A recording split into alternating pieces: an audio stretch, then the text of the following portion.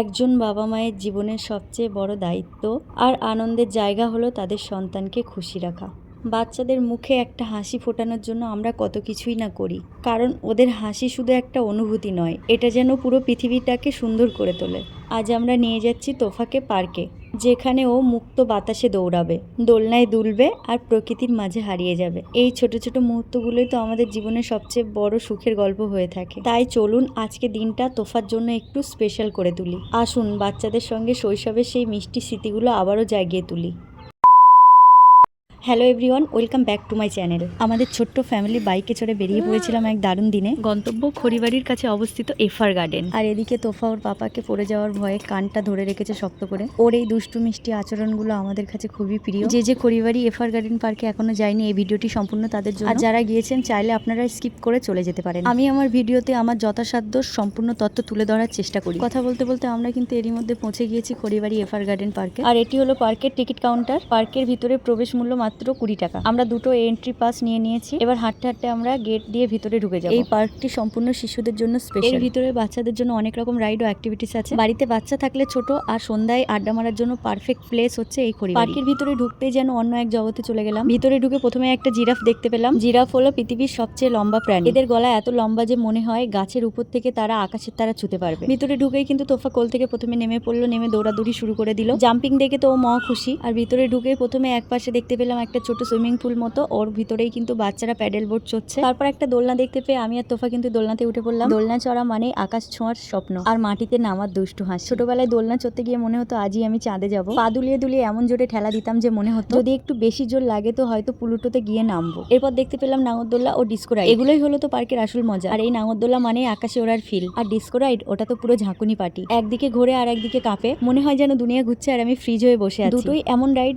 নামার পর হাসতে হাসতে পেট ব্যথা হয়ে যায়। আমরা কিন্তু দুটোর একটাও চড়িনি, কারণ তোফা কিন্তু এখন অনেকটাই ছোট। নাগরদোল্লা ও ডিস্কো রাইডের গতি ও উচ্চতা একদম দুটোই ছোট বাচ্চাদের জন্য খুবই বিপজ্জনক। বাচ্চারা এত ঝাঁকুনি ও ঘোরার চাপ নিতে পারবে না। তাই আপনারা পার্কে আসলে অবশ্যই এই রাইড গুলো একদম স্কিপ করে যাবেন। তোফাকে আমি ভালোভাবে সেগুলোর নাম বলছিলাম আর বলছিলাম কিভাবে চড়ে। এরপর পাশেই আমি একটা ছোট্ট টয় ট্রেন দেখতে পেলাম। আর এই টয় ট্রেনই হলো বাচ্চাদের পার্কের সব থেকে মিষ্টি রাইড। রঙিন ছোট্ট ট্রেনটি ধীরে ধীরে চলে যেন বাচ্চারা চারপাশে সুন্দর দৃশ্য উপভোগ করতে পারে। এটা মজা আর অ্যাডভেঞ্চারের পারফেক্ট মিক্স। যার টিকিট প্রাইস নিয়েছিল মাত্র 30 টাকা। এরপর টয় ট্রেন থেকে নেমে আমার তোফা কিন্তু দুষ্টুমি শুরু করে দিয়েছে একটা ছোট্ট দাদা ভাইয়ের সাথে। ও বাইরে বেরোলে ওর বন্ধুর অভাব নেই, অনেক বন্ধু হয়ে যায় খুব সহজেই। আর এটা হলো এই পার্কের পিছনের দিকটা। এখানে খুব সুন্দর পার্কের ভিতরে বসার জায়গা করা আছে, আর ওই পাশে ছোট ছোট ফুড স্টল আছে। আপনারা চাইলে এখান থেকে খাবার নিয়ে কিন্তু এই বসার জায়গাতে এসে বসে খেতে পারেন। এর পাশেই কিন্তু একটা খুব সুন্দর বড় ষাঁড় গরুর স্ট্যাচু আছে। এই ষাঁড় গরুর স্ট্যাচু সাধারণত সংস্কৃতির প্রতীক হিসেবে তৈরি করা হয়। এটি কৃষকদের কঠোর পরিশ্রম ও গবাদি পশুর অবদানকে সম্মান জানায়। এরপর তোফা কিন্তু আবারও দুষ্টুমি করা শুরু করে দিয়েছে। ছোট্ট পায়ে দৌড়ে ঘুরে বেড়ানো,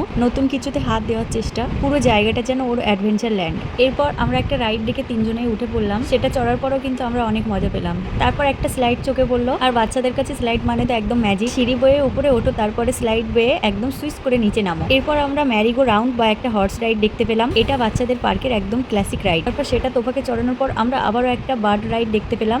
সেটাতেও তোফাকে একটু চড়িয়ে নিলাম। তোফা যদিও হাতলগুলি ধরে রেখেছে, বাট ওর সেফটির জন্য ওর পাপা ওকে ধরে রেখেছে। আমাদের কাছে আমাদের বাচ্চার সেফটি ফার্স্ট, শুধু আমাদের নয়, প্রত্যেকটা বাবা মার কাছেই হওয়া উচিত তার বাচ্চার সেফটি ফার্স্ট। তোফা এই রাইডগুলো চড়ে কিন্তু প্রচন্ড মজা পেয়েছে। এরপর আমরা দেখতে পেলাম একটা মিকি মাউস। আর বাচ্চাদের মিকি মাউস রাইড মানেই কিন্তু এক টুকরো জাদুর দুনিয়া। রাইডটি মিকি মাউসের আকৃতি বা থিমে তৈরি হয়। ধীরে ধীরে দুলতে থাকে এই রাইডের মিষ্টি গতি আর রঙিন ডিজাইন ছোটদের জন্য এক অসাধারণ অভিজ্ঞতা। এরপর আমরা জাম্পিং রাইড দেখতে পাই। আর এই বাচ্চাদের জাম্পিং রাইড মানেই খুশিতে লাফালাফি আর এনার্জির বিস্ফোরণ। এটি বাচ্চাদের শরীরের ব্যালেন্স ও পেশি শক্তিশালী করে। তবে এই জাম্পিং চড়াকালীন বাচ্চার দিকে নজরদারি না থাকলে কিন্তু দুর্ঘটনা ঘটার সম্ভাবনা থাকে। তাই বাচ্চার উপর সর্বদা নজর রাখুন। এরপর আমরা ওখানে একটা রিমোট কন্ট্রোল কার বা রাইড অন টয় কার দেখতে পাই। দীঘাতে গিয়ে তোফা এই কারটি চড়েছিল। পার্ক বা টুরিস্ট প্লেসগুলোতে এই কারগুলি খুবই জনপ্রিয়। এরপর মোটামুটি পার্কের সব অ্যাক্টিভিটিসগুলোকে টাচে রেখে আমরা পার্কের বাইরে বেরিয়ে আসলাম কিছু খাওয়ার জন্য। পার্কের পাশে বেরিয়েই দেখলাম একটা সুন্দর রেস্টুরেন্ট আছে, তাই বেশি লেট না করে ভিতরে ঢুকে পড়লাম। এই রেস্টুরেন্টের ভিতরের ডেকোরেশন কিন্তু বেশ আকর্ষণীয় ছিল। ওয়াল ডেকোরে সবুজ গাছে ঢাকা টেক্সচার ব্যবহার করা হয়েছে, যা প্রকৃতির ছোঁয়া এনে দিয়েছে। আর বসার জায়গাতে রয়েছে কমফোর্টেবল সোফা, আর টেবিলটি মিশ্রণ ও মার্বেল লুক দেওয়া হয়েছে। সব মিলিয়ে ভিতরের ডেকোরেশন একদম প্রিমিয়াম ফিল দেয়। এরপর আমরা মেনু কার্ড ডেকে 1 প্লেট চিকেন হারিয়ালি কাবাব ও 1 প্লেট স্টিম মোমো অর্ডার করে দিই। এই চিকেন হারিয়ালি কাবাব মশলাদার সুস্বাদু গ্রিন কাবাব। মুরগির মাংসকে ধনেপাতা, পুদিনা পাতা, আদা রসুন, দই, লেবুর রস এবং মশলা দিয়ে ম্যারিনেট করে প্যানে ভাজা হয়। সাথে ছিল পুদিনা পাতা চাটনি এবং টমেটো কেচাপ। আর স্টিম মোমো সম্পর্কে আলাদা করে বলে কোনো লাভ নেই, এটা কিন্তু আমার প্রিয়।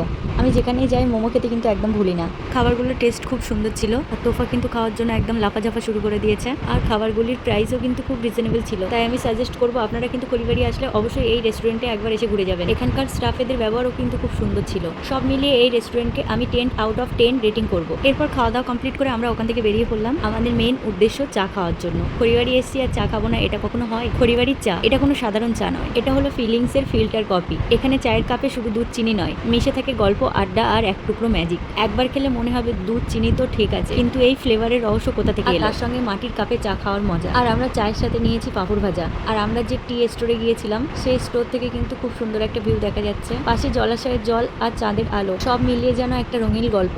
যাই হোক, একটা ভিডিও বানিয়ে কিন্তু এডিটিং করতে অনেক খাটনি হয়, আর এই ভিডিও বানানো কিন্তু একটা প্রজেক্টের মতো। যে যত সুন্দরভাবে সবকিছু উপস্থাপন করতে পারবে ততই ভালো। এই ভিডিওতে আমি ভয়েস ওভার করতে বসেছিলাম বিকাল 4টের সময়। তার মাঝে বাচ্চাকে খাইয়ে ঘুম পাড়িয়ে এখন রাত 8টা বাজে আমার ভয়েস ওভার কমপ্লিট। আপনি এত দূর যতক্ষণ এসেছেন তাহলে একটা লাইক করে যাবেন। আর ধন্যবাদ সঙ্গে থাকার জন্য। আবার দেখা হবে নতুন কিছু নিয়ে। ততক্ষণ ভালো থাকুন, সুস্থ থাকুন।